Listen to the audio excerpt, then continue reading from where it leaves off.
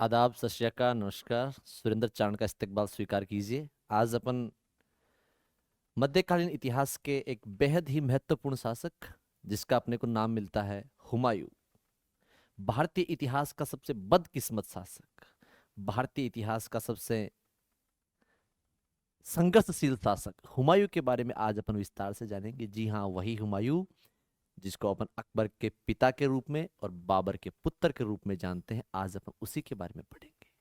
आइए अपन शुरुआत करते हैं भारतीय इतिहास के एक बेहद ही महत्वपूर्ण टॉपिक हुमायूं के बारे में, जहां से कई दफा कई एग्जामों में क्वेश्चन आ चुका है। जी, जुड़े रहिएगा।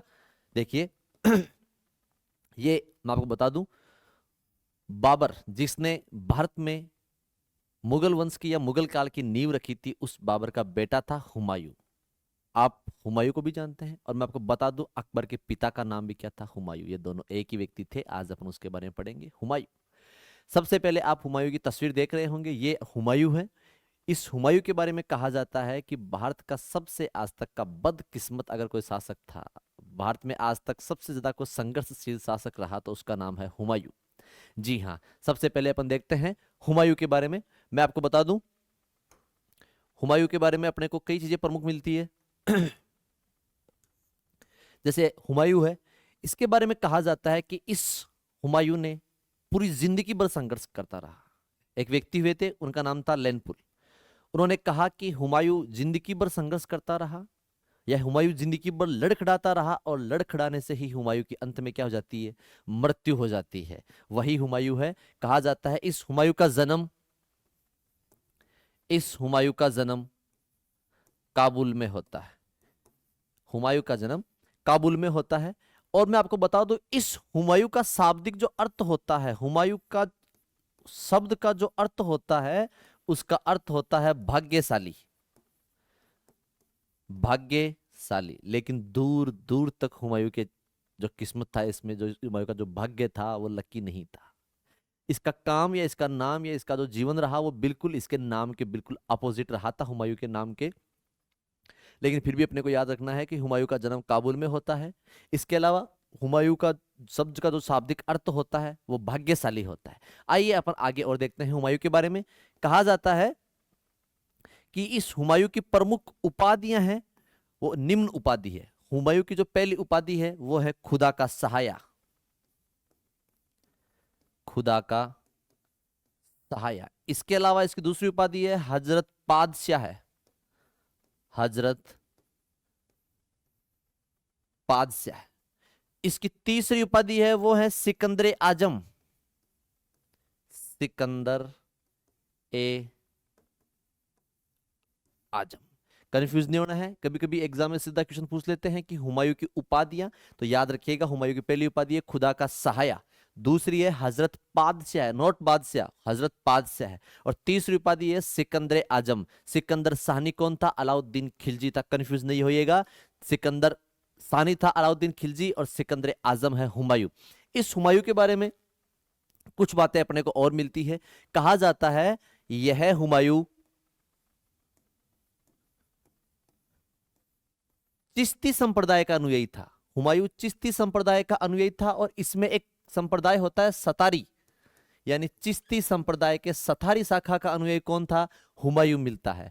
इस हुमायूं के बारे में कहा जाता है कि सतारी शाखा का जो प्रमुख था, उसका नाम था महमूद घोष। महमूद घोष, यानी कि हम कह सकते हैं कि हुमायूं के गुरु का नाम क्या था? महमूद घोष। या इस चिश्ती संप्रदाय के सतारी शाखा का प्रमुख कौन था? महमूद घोष माना जाता है। तो बच्चों, यहां तक आप लोगों को किसी को कोई दिक्कत नहीं होगी। उम्मीद करता हूं सबको समझ आ रहा होगा। ये अपने हुमायूं के बारे में प्रमुख प्रमुख चीजें थी। और एक बात और बता दूं मैं आपको कि हुमायूं महज 12 वर्ष की उम्र में, 12 साल, जिस उम्र में बच्चे खेला करते हैं, जिस उम्र में बच्चे कूदा करते हैं, कपड़े पहनने के हौस नहीं होते हैं, उस उम्र में हुमायूं के कंधों पर बाबर ने जिम्मेदारी डाल दी थी। हुमायूं को 12 साल की उम्र में बदख्शा एक जगह पड़ती है, उसका नाम है बदख्शा। इस बदख्शा का टाबरोक क्या बना दिया था इसको? सूबेदार। तो कंफ्यूज नहीं होना है, एग्जाम में सीधा पूछते हैं कि 12 साल की उम्र में हुमायूं को कहां का सूबेदार, तो क्या बताओगे? हुमायूं को सूबेदार बनाया गया था, बदकसा का सूबेदार। हुमायूं महमूद घोष का चेला था, या हुमायूं किस शाखा का था, सतारी शाखा का था। इसके अलावा अपने को हुमायूं के बारे में मिलती है कि हुमायूं का जन्म काबुल में होता है। हुमायूं है जो शब्द है, इसका शाब्दिक अर्थ भाग्यशाली होता है। और हुमायूं की प्रमुख जो उपाधियां हैं, उन उपाधि में प्रमुख है, पहली कौन सी है, खुदा का सहाया। अच्छा आपको बता दो, खुदा का कहर किसे कहते हैं? खुदा का कहर हूण को कहते हैं, खुदा का कहर हूण को या चंगेज खान को कहते हैं। दूसरा हजरत पादशाह है, नोट बादशाह, हजरत पादशाह है। और इसकी तीसरी उपाधि है सिकंदर आजम। उम्मीद करता हूं सबको समझ आ रहा होगा। अब अपन हुमायूं का नॉर्मल जो इंट्रोडक्शन था, हुमायूं का पिता का नाम बाबर था, ये हुमायूं के बारे में नॉर्मल नॉर्मल जानकारियां थी, यहां तक आपने नोट की। अब अपन पढ़ेंगे जस्ट आगे। देखिए, हुमायूं का राज्य क्षेत्र, जब बाबर खत्म हो रहा था, जब बाबर मर रहा था, तो अपने बड़े बेटे को बुलाया। अरे होता भी है, जब पिता मरता है तो पिता अपने बेटे को बुलाता है कि तेरे को ये काम करना है, तू ओ काम कर जे भैया, तन ओ काम करना है, तन वो काम करना है, आल बेटी बेटी को ब्याह कौन करियो, तेरी बहन कुंवारी है, बेटी को ब्याह कर जे, बुआ जी को मान राख जे, आस पड़ोस में लड़ जे मता भैया दर भी। क्योंकि ये अपने भारत के संस्कार हैं, रिवाज हैं कि जब पिता खत्म होने वाली उम्र में होते हैं, पिता बुढ़ापे में होते हैं, तो अपने बच्चे को बुलाते हैं, अपनी संतान को बुलाते हैं, कहते हैं कि ध्यान रखना। पापा कहते हैं कि मेरो भैया एक सोना को लोटे है जो खेजड़ी के नीचे दाबिड़ो लाडी काट लीजिए भी ने। अरे पापा नहीं बोलते कि कभी कभी ऐसा, जैसे किसी का आप सुना होगा कि प्राचीन समय में हमारे दादाजी खत्म हो रहे थे, उन्होंने कहा कि भैया मारो भी आकड़ा का पेड़ के नीचे एक सोना को लोटे पड़े काट लीजिए भी, आकड़ा न खुदा ना, आकड़ा के नीचे की को नहीं काकड़ा मिले लाडी अपन। तो टावरो वही है ये हुमायूं।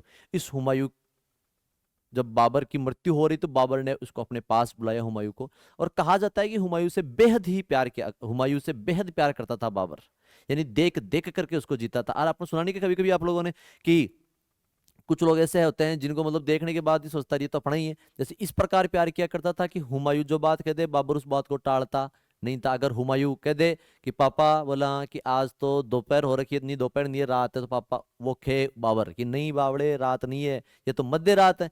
फिर अगर हुमायूं कह दे दिन में भी कि पापा हाथी उड़ करके जा रहे थे, पापा कहते यानी बाबर कहता कि अरे हुमायूं हाथी नहीं, हाथियों का पूरा झुंड उड़ करके जा रहा था। अगर हुमायूं कह दे कि आज तो नीम के पेड़ के आम लगे, तो बाबर कहता नहीं रे, आज तो पूरा नीम के पेड़ के आमों का गुच्छा लगा। इतना बेइंतहा प्यार कौन किया करता था?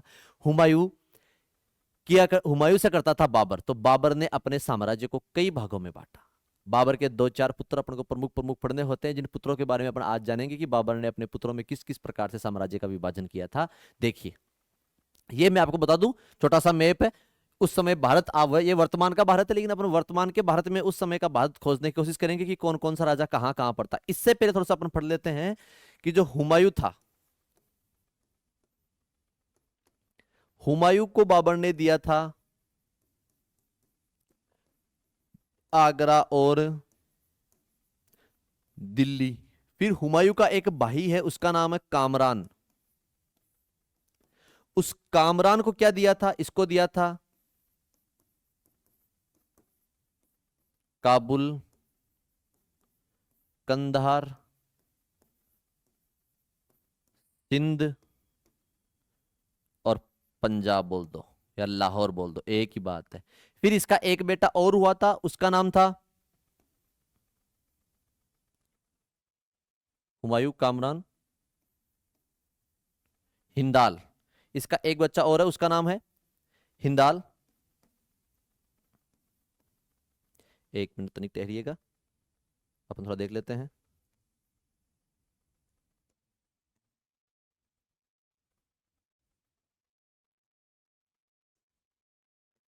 इसका एक बेटा तो उसका नाम था हिंदाल, और एक नाम था, उसका नाम था अस्करी। इसने हिंदाल को क्या दिया था? मेवात। और इसने अस्करी को क्या दिया था? संभल।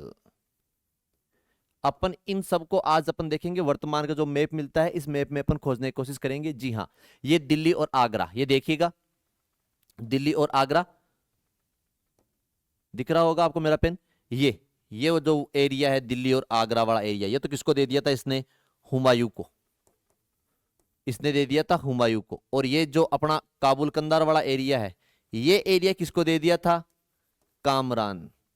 हाँ, ये कामरान वही है जिसके बारे में कहा जाता है, मैं आपको बता दूं कि बाबर का बेटा कामरान वही है जिसके बारे में कहा जाता है कि बीकानेर के राजा थे जंगलदर बादशाह जेतसी। उन जेतसी पर आक्रमण करने के लिए कौन आता है? कामरान। तब देशनोक में विराजमान मां करणी, चूहों वाली देवी, डोकरी ढाढाणी, उसके बारे में कहा जाता है कि जेतसी उनसे आशीर्वाद मांगता है कि हे डोकरी, मेरी लाज रखो, आज इस कामरान ने मेरे ऊपर आक्रमण किया है, कैसे जैसे करके भी आज इस जो अपना बीकानेर है इसकी रक्षा आपके चरणों में, आप इस बीकानेर की रक्षा करेंगे। तब माता करनी के बारे में एक प्रसिद्ध चिर्जा भी अपने को मिलती है कि कमरो साज कटक छड आयो, जंगल धर को जब घिरवायो, जेत की जीत करी है जगदम्ब, मुगल दल मारण ऐसा।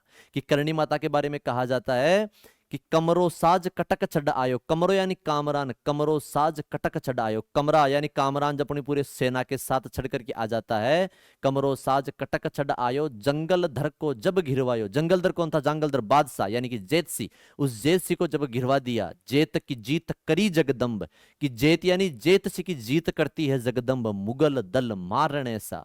कि जेतसी की जीत करवाती है कौन? मां करणी। किसकी हत्या करके? एक मुगलों को मार करके। इसलिए कहा जाता है कि कमरो साज कटक छड आयो, जंगल धर को जब घिरवायो, जेत की जीत करी है जगदम्ब, मुगल दल मारने से। ऐसा महानतम चूहों वाली देवी मां करणी के श्री चरणों में नमन है। आइए अपन इसके आगे जानते हैं कि हुमायूं ने या अपने बाबर ने 4 भागों में कौन कौन से भाग बैठे थे। पहले इसका बेटे का नाम था हुमायूं। हुमायूं के क्या बांटा थे इसने? आगरा और दिल्ली। और इसके अलावा कामरान को क्या दिया था? काबुल और कंधार। इसके अलावा हिंदाल को मेवात, और इसके अलावा अस्करी को इसने क्या दिया था? संबल दिया था। उम्मीद करता हूं यहां तक आपको हुमायूं का राज्य क्षेत्र समझ आया होगा। तो हुमायूं ने अपने राज्य क्षेत्र को 4 प्रमुख भागों में बांटा था। सबको समझ आ रहा होगा। अपन इसके आगे जस्ट थोड़ा सा और पढ़ते हैं। देखिए, फिर अपने को याद रखना है खलीफा का षड्यंत्र। सर ये खलीफा क्या होती है? सबसे पहली बात कि खलीफा क्या होते हैं।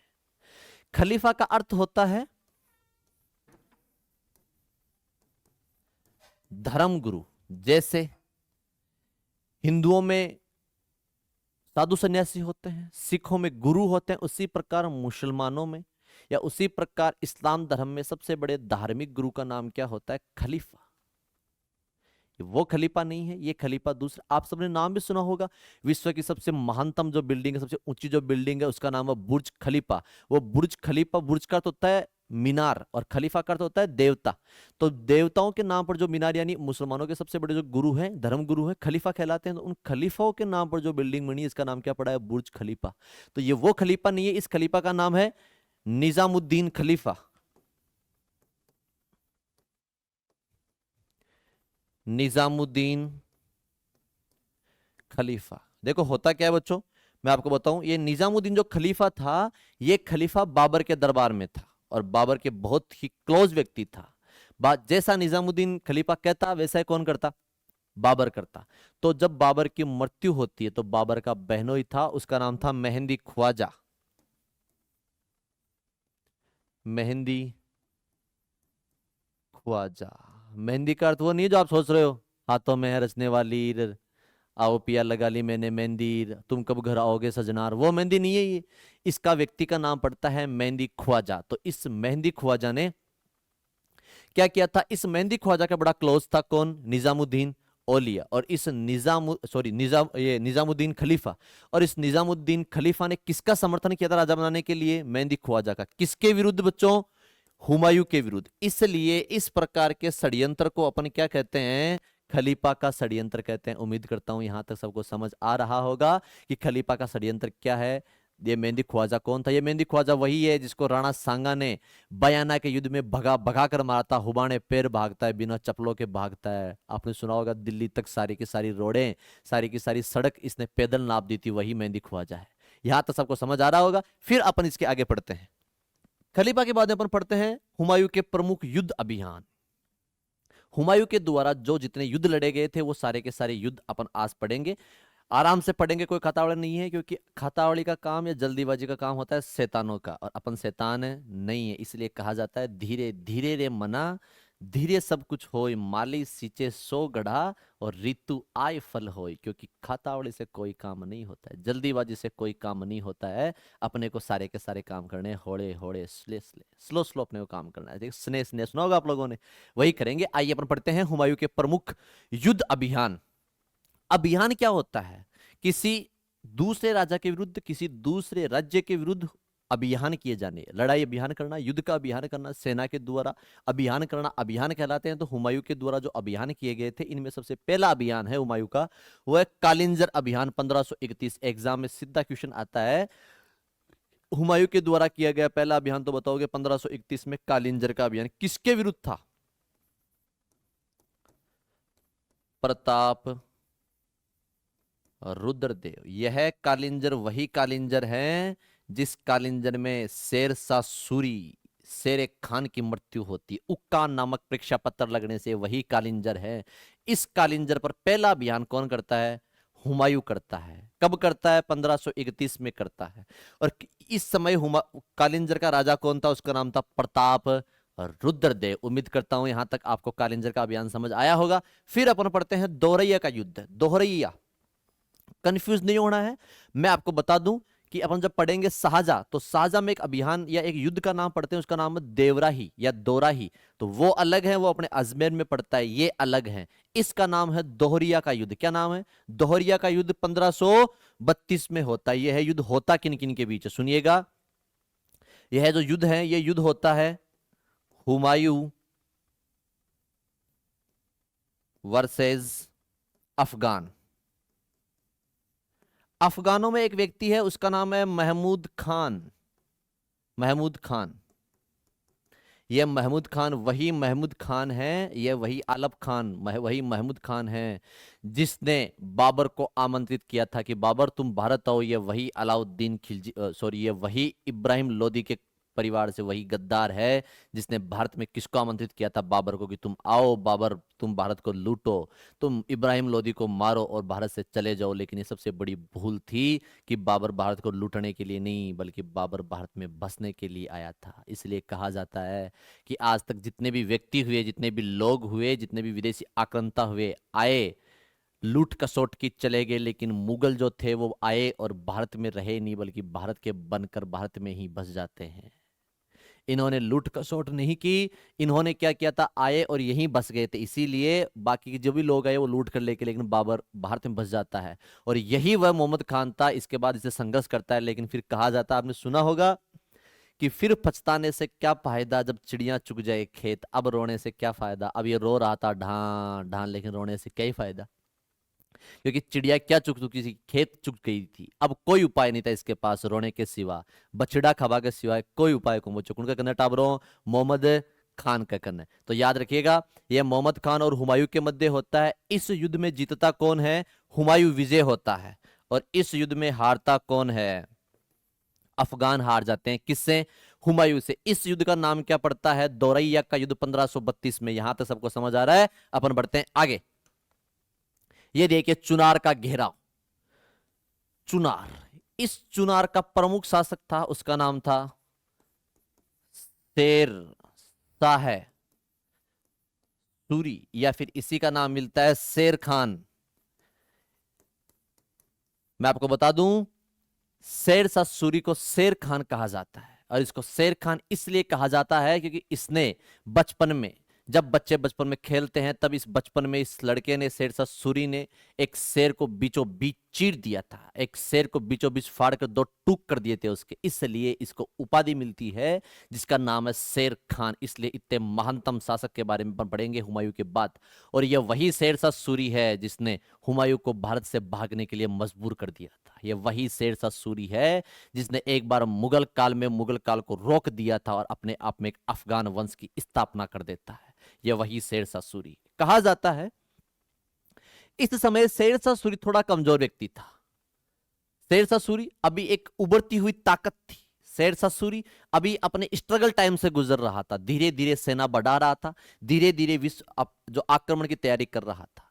लेकिन इस बात का पता चलता है किसको? हुमायूं को। हुमायूं को किसी ने कहा, अरे बावड़े हुमायूं। हुमायूं थोड़ा सा क्या था, सन की टाइप का आदमी था। कहा जाता है हुमायूं को नशा था किसका, अफीम का और नारी का। सारे दिन मेरो बेटो अफीम खातो और सुतो रहे तो कौन, हुमायूं। हुमायूं का एक ही काम था, कोई काम नहीं, खाई भाई ने अफीम, भाई सो गया। भाई का मूड खराब हुआ, भाई ने डांस देख लिया। भाई का, आपने सुना होगा, अब शेर का सोने का मन कर रहा है, अब शेर का पढ़ने का मन कर रहा है, अब शेर का बाहर घूमने का मन कर रहा है। तो ये हुमायूं आलसी प्रवृत्ति का आदमी था। इसे कोई बात आप आज कहो तो 10 दिन बाद सुना करता था, चाल से तो कोई कतार आजा, आ रहा हूं रुको। फिर वो काम होता, फिर जाता, अरे फिर क्या करने गया है वहां पर भूंगड़। लेकिन कर क्या सकते हैं, इसके साथ टावर यही हुआ, अफीम खाता और सोता रहता, कोई दिक्कत नहीं। इसको किसी ने समझाया, अरे बावड़े ऐसे मत कर, एक व्यक्ति है उसका नाम है शेरशाह सूरी और इसी का नाम है शेर खान। वो तेरे साम्राज्य के खिलाफ बगावत करने की तैयारी में है।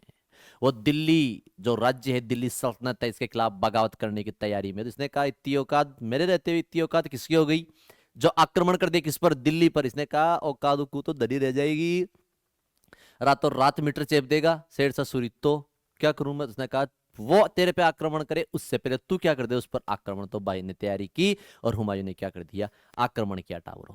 कहा जाता है हुमायूं ने आक्रमण किया और इतने में हुमायूं के पैर पकड़ लिए आकर, किसने, शेरशाह सूरी ने। और आकर कहा, अरे अरे साहब कैसी बात कर रहे हो, कहाँ आप कहाँ मैं, कहाँ राजा भोज कहाँ गंगू तेली, आप हमारे मालिक हो हम आपके गुलाम हैं, कैसी बात करते हो, हमारी इतनी हिम्मत कहां से हो गई। सहसा सूरी ने कहा, हमारी इतनी हिम्मत कहां से होगी जो हम दिल्ली के बादशाह, आगरा के बादशाह हुमायूं को आंख दिखा सके, हमें अभी और जीना है। हुमायूं थोड़ा बड़ा प्रकृति का आदमी था। हुमायूं को लगा शायद ये बच्चा है, छोटा है, गलती हो जाती है इंसान से। और मैं बता दूं टाबरो, ये शेरशाह सूरी वही शेरशाह सूरी है। इस शेरशाह सूरी ने बाबर का साथ दिया था कौन से युद्ध में, चंदेरी के युद्ध में। इस चंदेरी के युद्ध में बाबर ने एक बात कही थी। बाबर, पहले क्या होता था, पहले मुगल बादशाह खाना खाएगा उसके बाद पूरी की पूरी सेना खाना जिमेगी।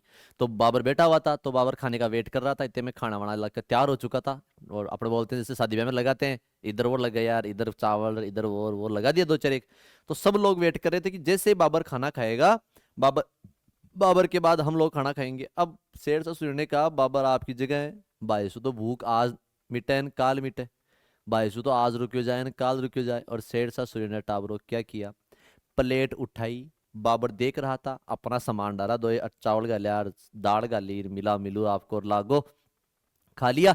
तो शेर बाबर ने उस समय बात कही थी कि हुमायूं याद रखना, मुझे जो ये नौजवान लड़का है, ये नौजवान जो पुरुष है, इस लड़के के ललाट, ललाट यानी ये वाला, इस ललाट पर मुझे आने वाले भारत के बादशाह की लकीरें नजर आती है। याद रखिएगा, यह शेरशाह सूरी एक दिन तेरे लिए जरूर घातक साबित होगा और आने वाले भारत का बादशाह बनेगा। और बच्चों देखते ही देखते ये होता है कि शेरशाह सूरी भारत का बादशाह बनता है। और जिस बाप का इसने सहयोग दिया था बाबर का, उसी के बेटे को भारत से खदेड़ देता है। कौन, शेरशाह सूरी, ये वही शेरशाह सूरी है। तो टाबरो इस प्रकार चुनाव का घेराव कौन करता है, हुमायूं करता है। संधि कौन कर लेता है, अपने शेरशाह सूरी कर लेता है। और कहा जाता है शेरशाह सूरी का एक बेटा था, उसका नाम था कुतुब खान। शेरशाह सूरी के बेटे का नाम क्या था, कुतुब खान। शेरशाह सूरी वही शेरशाह सूरी। और कहा जाता है इस शेरशाह सूरी के एक बेटा था, उसका नाम था कुतुब खान। क्या नाम था, कुतुब खान। इस कुतुब खान को गिरवी कौन रख लेता है, हुमायूं अपने पास, हमेशा हमेशा के लिए, कि ना तेरा विश्वास नहीं है तो कल परसों फिर आंख दिखा दे, जब बेटा इसका अपने अधिकार में होगा तो हमेशा आपसे दबकर रहेगा। इसलिए हुमायूं शेरशाह सूरी के बेटे कुतुब खान को अपने पास क्या रख लेता है, गिरवी रख लेता है। तो टाबरो ये कौन सा अभियान हुआ, चुनार का अभियान, चुनाव का घेराव 1532 में। आइए अपन पढ़ते हैं थोड़ा सा आगे, गुजरात अभियान। ये देखिए, गुजरात का जो शासक था उस समय, शासक का नाम क्या था, बहादुर शाह। यह गुजरात का शासक है, यह हुमायूं है। कहा जाता है यह जो बहादुर शाह था, यह राणा सांगा का प्रबल विरोधी शासक था। और राणा सांगा ने इसको कई बार धूल चटवाई थी बहादुर शाह को। लेकिन बहादुर शाह समय का इंतजार कर रहा था। बहादुर शाह घात लगाए बैठा था कि कब मेवाड़ कमजोर हो और कब मेवाड़ पर आक्रमण करे। और कहा जाता है जब राणा सांगा की मृत्यु हो जाती है तो राणा सांगा से हार का बदला लेने के लिए, अरे सुना होगा कुत्ते पीछे से दहाड़ते हैं, तो शेर के सामने से, यानी शेर कौन था, राणा सांगा, उस शेर के सामने सारे के सारे कुत्ते चुप थे, लेकिन पीछे से कौन दहाड़ता है, शेर शाह, ये अपने बहादुर शाह जफर। और बहादुर शाह जफर ने आक्रमण किया मेवाड़ पर। कहां पर आक्रमण किया, मेवाड़ पर। उस समय मेवाड़ पर जो अधिकार संभाल रही थी उसका नाम था कर्मावती। यह कर्मावती राणा सांगा की पत्नी है, और मैंने जब आपको बाबर पढ़ाया था तो मैंने बताया था कि यह कर्मावती, इस कर्मावती को बाबर अपनी मुख बोली बेटी बनाता है कि तू आज से मेरी धर्म की बेटी है, मैं तेरा धर्म का बाप हूं। तो आप बताओ ये हुमायूं क्या हुआ, हुमायूं इसका धर्म का भाई हुआ। और जब एक बहन पर संकट आता है तो बहन सबसे पहले अपने भाई को याद करती है, और बहन के लिए सबसे प्यारा उसका भाई होता है। इसीलिए तो कहा जाता है भाई और बहन का अटूट रिश्ता, जिसमें ना कभी भाव ताव, न कभी मोल भाव, न कभी हानि लाभ, न कभी ऊंच नीच देखी जाती है, कि वो प्रेम का रिश्ता होता है, वो एक पवित्रता का रिश्ता होता है। इसलिए दुनिया में सबसे अच्छा अगर कोई रिश्ता है तो वो है बहन और भाई का रिश्ता। आप सब लोग अपनी अपनी बहनों के साथ हमेशा ऐसे रिश्ते को बनाए रखें, बहनों की इज्जत करें, क्योंकि बहन से बड़ी दुनिया में कोई साथी नहीं होती। हर सुख दुख की साथी जितनी बहन होती है, दुनिया में कोई ऐसा दोस्त नहीं है जो बहन की कमी पूरी कर सके। इसलिए अपनी बहनों की इज्जत करें, उनका मान सम्मान बढ़ाएं, उन्हें आज़ादी दें, फ्रीडम दें, घूमने दें, पढ़ने दें, क्योंकि वो उनके सबसे अच्छे मित्र भाई होता है, और भाई की सबसे अच्छे मित्र उसकी बहन होती है। तो क्या किया, इस कर्मावती ने विपदा के समय जब आक्रमण करता है बहादुर शाह, तो बहादुर शाह के पहले आक्रमण के समय इसने बहादुर शाह को रणथंबोर दे दिया कि बहादुर शाह तू आक्रमण मत कर, ये रणथंबोर रख ले और चला जा। तो बहादुर शाह चला गया। लेकिन आपको पता है फिर लालच इंसान का गला काटाता है, और लालच ही लालच में अगले साल फिर आक्रमण करता है। कौन, बहादुर शाह मेवाड़ पर। अब कर्मावती भी समझ चुकी थी कि ये भेड़िया है, भूखा भेड़िया है, यह लालची व्यक्ति है, इसका लालच से पेट नहीं भरा। तो इसने कहा लातों के भूत हाथों से नहीं मानेंगे। तो उसने अपने भाई हुमायूं को पत्र लिखा कि हुमायूं, आज तेरी बहन बड़ी संकट में है, और संकट के समय बहन के भाई काम आता है। वो पत्र, वो राखी, और राखी भेजकर सहायता मांगी कि मेवाड़ आओ और मेवाड़ आकर अपनी बहन की सहायता करो। और टाबरो होता क्या है, जब तक ये पत्थर या लेटर वहां तक पहुंचा, और हुमायूं ढीला स्वभाव का, आज चलेंगे, कल चलेंगे, परसों चलेंगे, आज सर्दी ज्यादा है, आज धुर आ रही है, आज कोरो आगोर, आज बारिश होगी, नाटक कर रहा था। और भाई साहब इतने समय में टाइम नहीं था। बहादुर शाह जफर ने, सॉरी, बहादुर शाह ने मेवाड़ पर अधिकार कर लिया, कर्मावती ने जोहर किया, और यही चित्तौड़ में जोहर होता है। कुछ समय बाद उड़ती उड़ती खबर पहुंचती है किसके पास, हुमायूं के पास। हुमायूं दौड़ा दौड़ा आता है, और दौड़ करके हुमायूं क्या क्या जीतता है, सबसे पहले मेवाड़ को आजाद कराता है। लेकिन अब आजाद कराने से कोई फायदा नहीं था, और कहा जाता है इसने मेवाड़ ही नहीं, इसने क्या तक जीत लिया था, गुजरात और मालवा।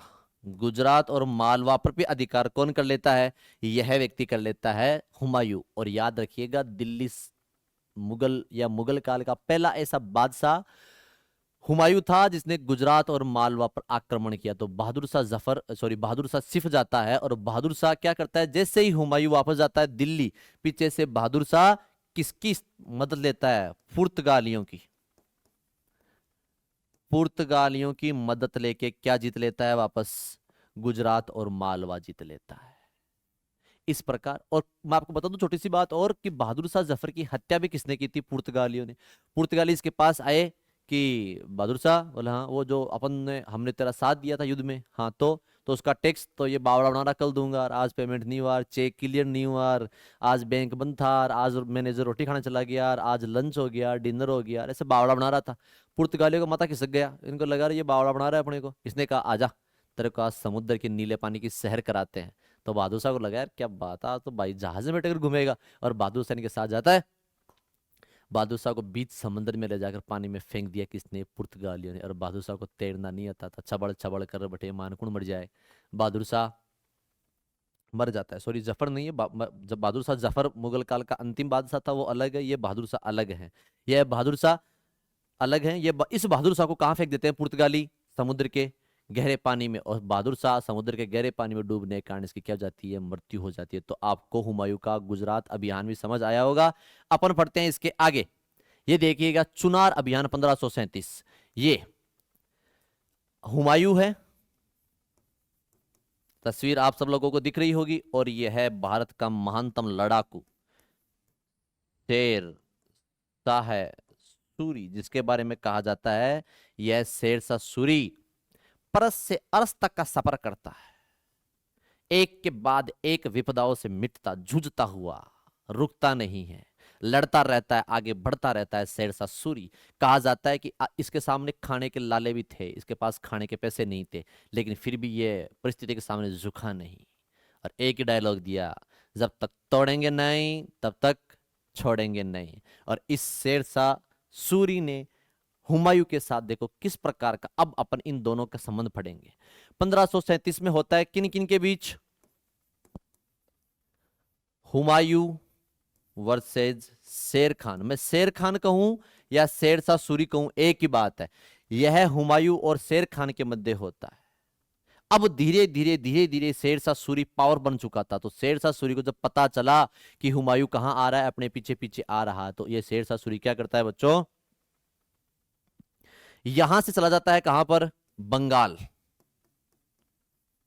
और इस बंगाल को लूटता है, बंगाल के फसलों को जला देता है, बंगाल के लोगों को लूटता है। कौन, शेर शाह सूरी। और इसके पीछे पीछे पीछे पीछे बंगाल कौन आता है, ये हुमायूं आता है। और इसने क्या किया, इस बंगाल का जो खजाना था उस खजाना को हटा दिया, और खजाना को जब पहुंचता है कौन, अपने हुमायूं, तो कहा जाता है इस हुमायूं ने बंगाल को वापस बसाया था, उजड़े हुए, उजड़ा किसने, शेर शाह ने, और उजड़े हुए बंगाल को बसाता कौन है, हुमायूं। और इसका नाम निकालता है जन्नताबाद। टाबरो जन्नत जानते हो क्या आप, कहा जाता है जन्नत, वही गाना भी चलता है अपने, कौन सा गाना है वो, कि तेरे पैर भी जन्नत है, तेरे आंसू भी जन्नत है, तेरी मुस्कुराना भी जन्नत है, तो खुद ही जन्नत है, तो टाबरो वही जन्नत है। याद रखिएगा, क्योंकि जन्नत तो जन्नत होती है, वो पता है, और जन्नत जहां होती है तो क्या ही कहना जन्नत का, तो है ना, तो वही जन्नत है। तो इसने बंगाल को टाबरो बसाया, और बंगाल का नाम क्या रखा, जन्नताबाद। किसने, हुमायूं ने। मैं आपको बता दूं, थोड़ा सा कहानी समझिएगा, ये देखिएगा अपने, मैं हल्का सा आपको भारत का मैप बना के बता रहा हूं।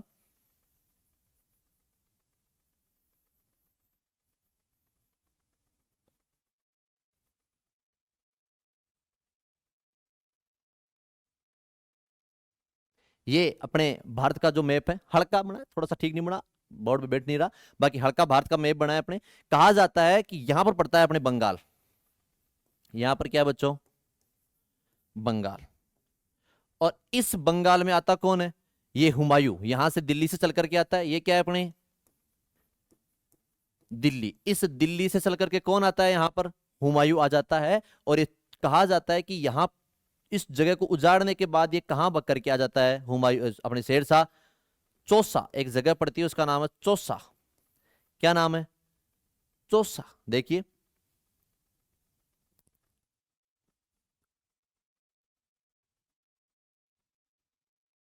चौसा बक करके आ जाता है कौन, हुमायूं। अब ये हुमायूं तो यहां पर था, और ये क्या था, उत्तर भारत में आने का सारा मार्ग, और इस मार्ग पर यहां कौन बैठ चुका था, शेर शाह। कौन बैठ चुका था बच्चों, यहां पर बैठ चुका था शेर शाह, शेर शाह। अब इसको आने के लिए जगह नहीं, इसको आने के लिए क्या नहीं था, रास्ता नहीं था। और पीछे से कहा जाता है कि हुमायूं के परिवार वालों ने क्या कर दी थी, बगावत कर दी थी, दिल्ली की राजगद्दी हासिल करने के लिए बगावत कर दी थी। और इसी जगह एक युद्ध होता है, उस युद्ध का अपने को नाम मिलता है बच्चों, क्या, चौसा का युद्ध। क्या नाम मिलता है, चौसा का युद्ध नाम मिलता है। तो यहां तक आप सबको समझ आया होगा। और ये चौसा का युद्ध कहा जाता है, यह चौसा कहां पड़ता है, करमनासा नदी के किनारे। इसी करमनासा का नाम मिलता है अपने को गंगा नदी। यह गंगा नदी के किनारे बच्चों एक युद्ध होता है, और इस युद्ध का नाम पड़ता है अपने कौन सा युद्ध, चौसा का युद्ध 1539 में। मैं आपको बता दूं, इस चौसा के युद्ध में होता क्या है, अपने हुमायूं और शेर शाह दोनों आपस में लड़ते हैं, और लड़ते लड़ते जिसका पासा भारी होता है, जिसका किस्मत भारी होता है, वो युद्ध जीतता है, जिसका किस्मत हल्का होता है वो युद्ध हारता है। बड़ी मेहनत बड़ी मशक्कत के बाद भी हुमायूं युद्ध में हार जाता है, और युद्ध में जीतता कौन है, शेरशाह सूरी। हुमायूं के हारने के प्रमुख रीजन ये था कि हुमायूं की सेना में अलग अलग नस्ल के योद्धा थे, एक नस्ल के योद्धा नहीं थे। इसलिए वो कोई लैंग्वेज नहीं समझता, कोई इशारे नहीं समझता, कोई बात नहीं समझता, इसलिए उनका तालमेल नहीं बैठ पाया। और ये सारे के सारे अफगानों ने मिलकर हुमायूं को हरा दिया। और हुमायूं को हराया ही नहीं, कहा जाता है कि हुमायूं की यह दशा कर दी कि हुमायूं को भागने के लिए मजबूर कर दिया। और हुमायूं भग रहा था, इतने में बीच में एक नदी आती है। अब नदी कैसे पार हो? हुमायूं ने बेचारे ने कभी स्विमिंग सीखी नहीं। हुमायूं तो सारे दिन अफीम खाए सोए, स्विमिंग सीखी नहीं। इसलिए कहता हूं कि जिंदगी में हर काम करना सीखा करो, स्विमिंग भी सीखा करो बच्चों। तो इसको स्विमिंग नहीं आती थी। अब स्विमिंग नहीं तो करेगा क्या? तो गंगा नदी में अपने घोड़े से ही कूद जाता है। और उस समय वहां पर एक बिस्ती था, उसका नाम था निजाम बिस्ती। यह आप देख रहे होंगे, इसका नाम है निजाम बिस्ती। यह निजाम बिस्ती क्या करता, वहां पर जहाज चलाता। और ये देख रहा था कि यार एक अच्छे कपड़े पहने हुए व्यक्ति, एक बढ़िया सापा वापा पहना हुआ, बढ़िया ताज लगाया हुआ, बढ़िया राजघराने का एक व्यक्ति डूब रहा था। तो उसने उसको उठाया, अपनी जहाज में बिठाया और चल पड़ा। और पूछा तू कौन है रे? तो उसने कहा मैं तो ऐसे ही, ऐसे ऐसे ऐसे कुछ नहीं है, सही बता, कपड़े बढ़िया पहन रखे हैं तूने, कोई डंके घरों का लग रहा है। तो उसने कहा डंके डंके का नहीं है, मैं भारत का राजा हूँ। इसने कहा बावड़ा बना रहा है, सुबह सुबह बावड़ा बना रहा है, तेरे को मैं ही मिला? इसने कहा झूठ नहीं बोला रहा, आईडी वीडी दिखाई अपनी, ये देख ले भारत का मुगल बादशाह मैं ही हूँ, ये वो। कहा ठीक भाई कोई बात नहीं रे, मुगल बादशाह तू है तो अच्छी बात है, लेकिन तू यहाँ पानी में चबड़ चबड़ क्यों कर रहा है रे? उसने कहा भाई रे चबड़ चबड़ नहीं कर रहा, वो शेर सा पीछे पड़ा है, इसलिए मैं कूद गया, क्योंकि मुझे पता था आगे आगे खाई के पीछे कुआं है, इसलिए खाई में कूद गया। यहाँ बच जाता मैं एक बार, लेकिन वहां बचता नहीं। तो तू अब मेरे को नदी पार करवा। तो इस निजाम बिस्ती ने इसको क्या करवाई थी, गंगा नदी या करमनासा नदी पार करवाई थी। और इस बात से ये बड़ा खुश होता है। और इस निजाम बिस्ती को एक दिन के लिए भारत का क्या बनाता है, बादशाह।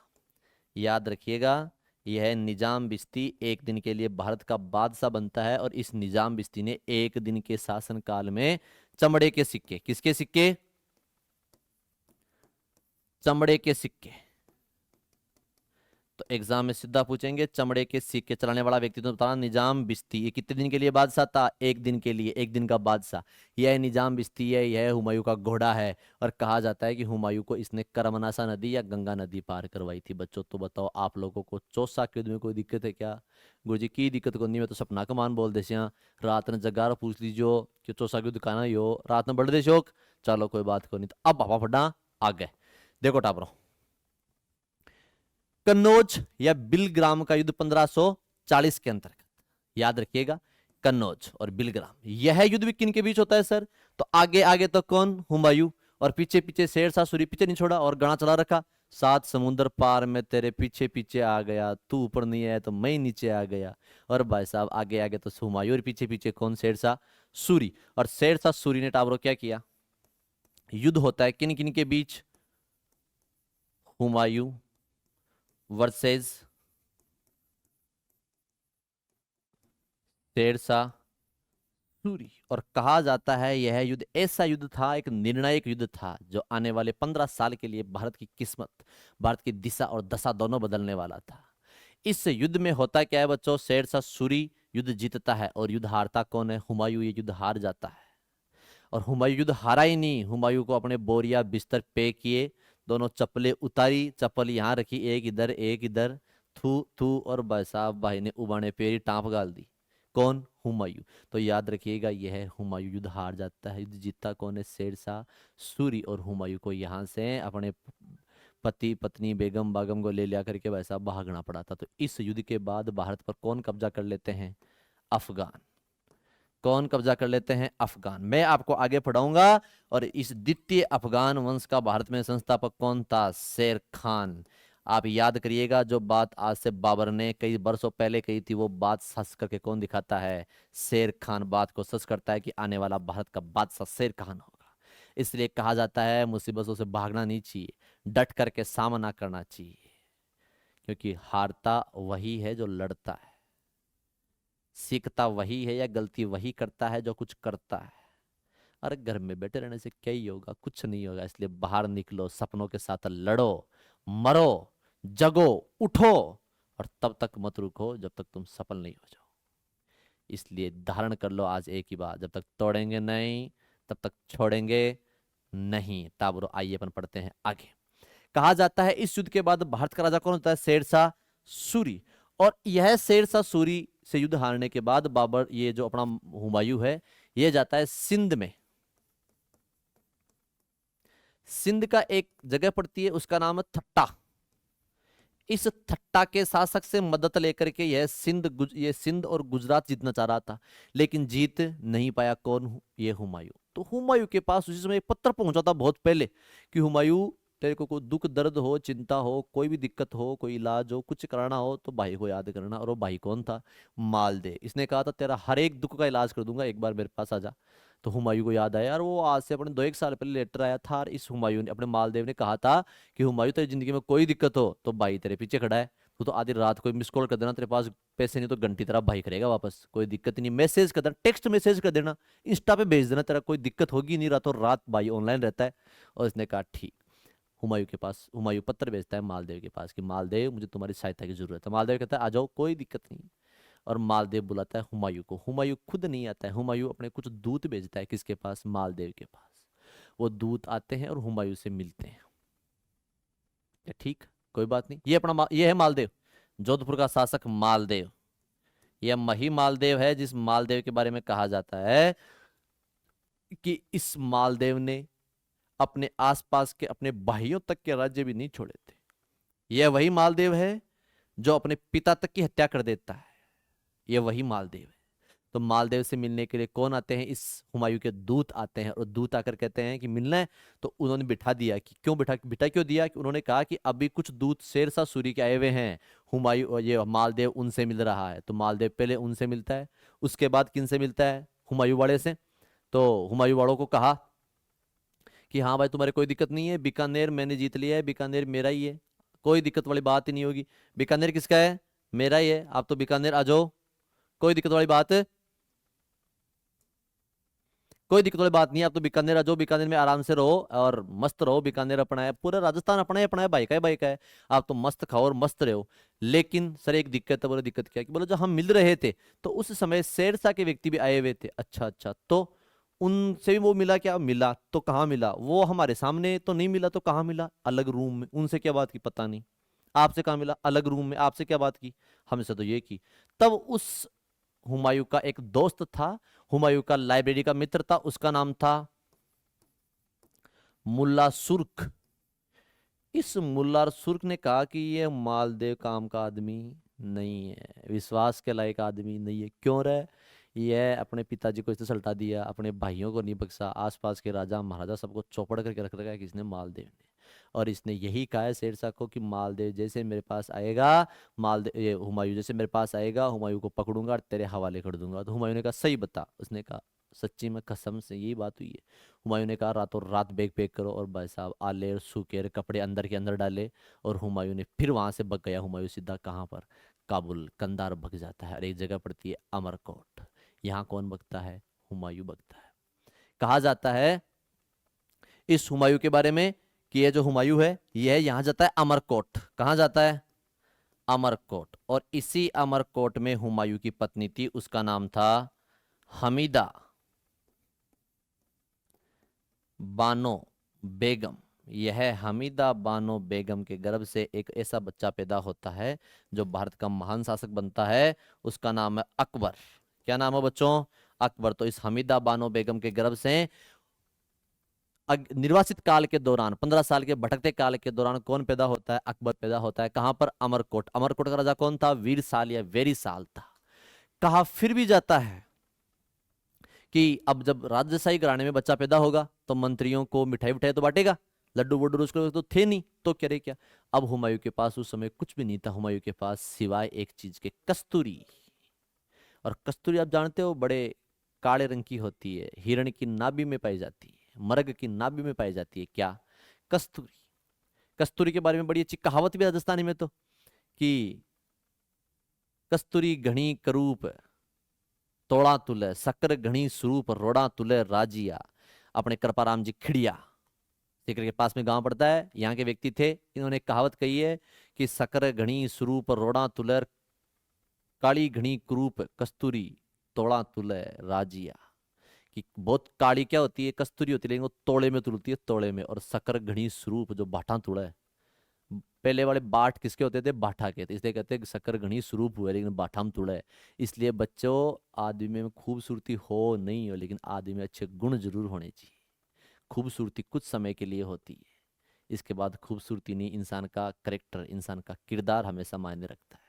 इसलिए अपने आप को बढ़ाने से पहले अपने किरदार को हमेशा उच्च रखिएगा, इंसान का कद खुद बढ़ता रहेगा। कहा जाता है कि यह हुमायूं यहाँ से भागता है, हमीदा बानो बेगम की वहां हमीदा बानो बेगम से शादी करता है और अकबर पैदा होता है। और अकबर जब पैदा हुआ तो उसने कस्तूरी बांटी थी, और कस्तूरी की खुशबू पूरे मुगल खेमे में फैलती है। तो हुमायूं ने कहा था कि जिस प्रकार आज मुगल खेमे में यह कस्तूरी की खुशबू फैल रही है, खुदा करे, अल्लाह करे कि मेरे पुत्र की यश और कीर्ति पूरे के पूरे संसार में फैले। और इसका बेटा होता है अकबर। तो यहां तक आप सबको समझ आया होगा। अपन पढ़ते हैं बच्चों इसके आगे। ये देखिए, छोटी सी बात हो रहा है। करता क्या है हुमायूं, यहां एक शासक था, उसका एक शासक पड़ता है ईरान का शासक, उसका नाम था शाह तहसास्प। इस शाह तहसास्प से सैनिक सहायता लेता है और इसे काबुल और कंधार जीतता है। ये कहता है कि मैं काबुल जीतूंगा, और काबुल तो मैं कुछ समय के लिए रखूंगा और उसके बाद तुझे लौटा दूंगा और फिर मैं चला जाऊंगा भारत। तो इससे शाह तहसास्प से सैनिक सहायता लेता है, काबुल जीता, लेकिन काबुल देता नहीं है। और आपको याद होगा कि काबुल पर किसका राज था? वही काबुल पर राज था कामरान का। और कहा भी जाता है इस कामरान के बारे में कि कामरान ने अकबर को पकड़ा और काबुल के किले के ऊपर बांध दिया था। इस अकबर को काबुल के किले के ऊपर से उतार कर लाई थी महामंगा। महामंगा, अब नाम सुना होगा, वजीर या आला महामंगा। इसीलिए आप आगे आगे पढ़ोगे, अकबर के शासनकाल में पेटीकोट शासन। कौन सा शासन? पेटीकोट शासन। तो टाबरो यह वही शाह तहसास्प है, ये वही है। और इस शाह तहसास्प की सहायता से क्या जीतता है? काबुल और कंधार। तो यहां तक किसी बच्चे को कोई दिक्कत नहीं है। गुरुजी 4 बजे आगे आधी रात में बता दे तो तुम्हें ठीक। और ये जीतता है और धीरे धीरे धीरे धीरे अपनी सैनिक सहायता बढ़ाता है और कहाँ आक्रमण करता है? भारत के ऊपर आक्रमण करता है। देखिए, इसने भारत पे पहला आक्रमण किया था मच्छीवाड़ा का युद्ध 1555 में। यह मच्छीवाड़ा का युद्ध किन के साथ करता है? यह एक व्यक्ति था, उसका नाम था नासिर खान। क्या नाम था? नासिर खान। और एक का नाम था तातार खान। तातार खान। इस नासिर खान और तातार खान को युद्ध में हराता कौन है? मच्छीवाड़ा के युद्ध में शेरशाह सूरी अपने हुमायूं हराता है। और इस युद्ध के बाद धीरे धीरे धीरे धीरे भारत में एंट्री करना शुरू करता है। और यह दूसरा युद्ध उसी साल लड़ता है, सर हिंद का युद्ध 1555 में। किसके साथ लड़ता है? शेर सूर के साथ। शेरशाह सूरी का पुत्र था शेर सूर, शेर खान। एक बात दो, इसको युद्ध में हराता कौन है? हुमायूं।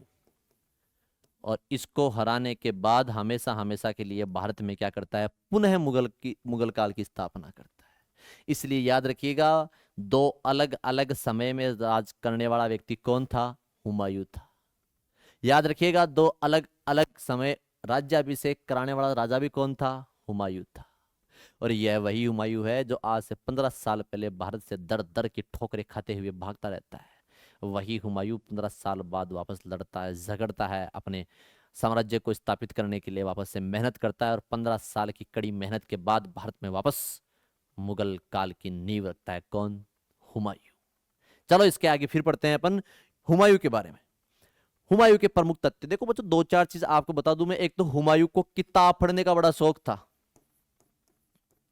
हुमायूं सारे दिन पढ़े पढ़े किताब पढ़तो लाइब्रेरी का माइन, बस उठ तो भाई अफीम का दो चार फाकी मार तो लाइब्रेरी में जाता और पूरे दिन किताब पढ़तो। कहा भी जाता है कि अगर मुगल काल में सर्वाधिक किसी को पढ़ने का शौक था तो वो कौन था? अपना हुमायूं था। सारे दिन उठे तो किताब, बैठे तो किताब, सब कुछ किताब किया करता था। और ये हुमायूं आराम से। और इसके अलावा हुमायूं को टावरों किसका शौक था? ज्योतिष। इसका मतलब क्या? हुमायूं 7 दिन के 7 अलग अलग ड्रेस। आपने देखा होगा वो राशि वालों के नीचे अखबार के नीचे लिखा हुआ था आजकल, ये राशि आज के दिन तुम्हारे लिए कुंभ वालों पीला रंग उचित है, आज तुम्हारे लिए ये रंग उचित है, वो रंग उचित है। तो इस प्रकार इसको कहते कि आज तेरे लिए ये रंग है। तो भाई के पास 7 दिन की 7 अलग अलग क्या थी? टावरों ड्रेसेस थी। तो कोई दिक्कत है क्या? समझ आ रहा है? चलो सर समझ आ रहा है। अपन पढ़ते थोड़ा सा आगे देखो। फिर इसके बाद हुमायूं ने एक महल बनाया, उसका नाम है दीन पनाह महल। दीन पनाह महल, यह रहा वह दीन पनाह महल। और इस दीन पना महल में ये बनाता है एक पुस्तकालय। क्या बनाता है बच्चों? पुस्तकालय। और इस पुस्तकालय में क्या कर रहा था? ये पढ़ रहा था। और इस पढ़ते हुए पुस्तकालय के समय अफीम ज्यादा खा ली, और जब सीढ़ियों से उतर रहा था तो ध्यान पुस्तक में था, और सीढ़ियों में पैर फिसलने के कारण इसकी जीव क्या हो जाती है? मृत्यु हो जाती है, सीढ़ियों से लुढ़कने के कारण, गिरने के कारण। इसलिए कहा जाता है, एक व्यक्ति हुआ, उसका नाम है लेन पुल। क्या नाम है? लेन पुल। उस लेन पुल ने कहा है कि हुमायूं जीवन भर लड़खड़ाता रहा, और लड़खड़ाने से उसकी क्या हो गई? मृत्यु हो गई। और इस प्रकार बच्चों हुमायूं की क्या हो जाती है? मृत्यु हो जाती है। फिर आप पढ़ोगे कि उस हुमायूं की एक बहन थी जिसका नाम था, मैं आगे लिख देता हूं, हुमायूं की एक बहन थी जिसका नाम था गुल बदन बेगम या गुलबदन बानो। इस गुलबदन बानो ने टावर क्या लिखा था? हुमायूं नामा। क्या लिखा था? हुमायूं। गुलबदन बेगम बोल दो, गुलबदन बानो बोल दो, एक ही बात है, हुमायूं नामा लिखा था। और इस हुमायूं की एक बेगम थी, ये तो इसकी बहन थी, हुमायूं की क्या थी? बहन थी। और हुमायूं की एक पत्नी थी, उसका नाम था हाजी बेगम। क्या नाम है? हाजी बेगम। यह है हाजी बेगम ने हुमायूं का क्या बनाया था? मकबरा बनाया था। कहां पर है? हुमायूं का मकबरा कहाँ बनाया था बच्चों? दिल्ली में बनाया था। और इस हुमायूं के मकबरे में 6 मुगल बादशाह दफन है आज भी। तो यह कौन होता है? हुमायूं होता है। आप लोगों ने आज हुमायूं के बारे में विस्तार से पढ़ा। हुमायूं भारत से कब आया, क्या हुआ, पैदा कैसे हुआ, भागा कैसे, आया कैसे, चप्पल कैसे खोली, क्या हुआ।